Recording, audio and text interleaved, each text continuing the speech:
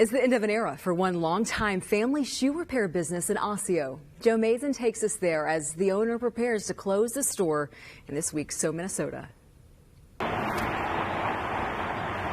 Here at Michael's Shoe and Repair in Osseo, a clock is ticking in more ways than one. There's a saying that you have more time behind you than you do ahead of you. After several decades in business, owner Michael Sestoni is retiring. This time, I'm turning 75, so let's call it quits.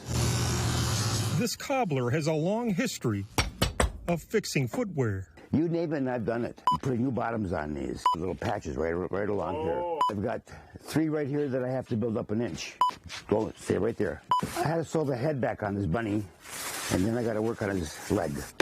More than 60 years ago, Michael's mother and father opened the store. His parents, born and raised in Ukraine, taught him a strong work ethic. You have to work for what you want. One of the world's oldest crafts is a dying art form. I've worked 12, 13 hours a day here because you can't find anybody to come in and help. I'm here to pick up a pair of boots. Longtime customers are sad to see Michael leave. Okay, what kind of sandals are they? He fits like an old pair of shoes. Oh yeah, I remember talking to you, yes. When something like this closes down, it's just a little part of American history that is going to slowly erase away. They're sad and happy. They're glad that I'm retiring, but they're sad that I'm not going to be here anymore to do the work for them. If you're going by the shop and look up, you may notice Michael's isn't spelled right. Well, the story behind that dates back decades. That was a mistake done back in 1962, and we never noticed it, so we just left it that way. I thought it'd be unique, and it has been.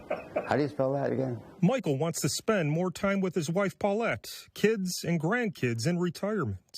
It seems unreal to me, really, that he's actually going to finally quit.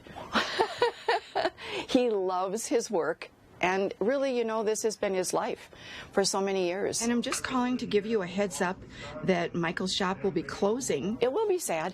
It'll be sad, but it'll be nice. We got a pair of soles that are finished and not quite finished. At the end of April, Michael will walk out of his shop for the final time. I'll be happy and sad at the same time. You know, it'll be weird. I've never done anything like this where I've just gone, and now I'm going to be gone. Time waits for no man, including a shoe repairman. In Osseo, Joe Mason, 5 Eyewitness News. Wow, and it's coming soon. We wish Paulette and the rest of his family the best during his retirement.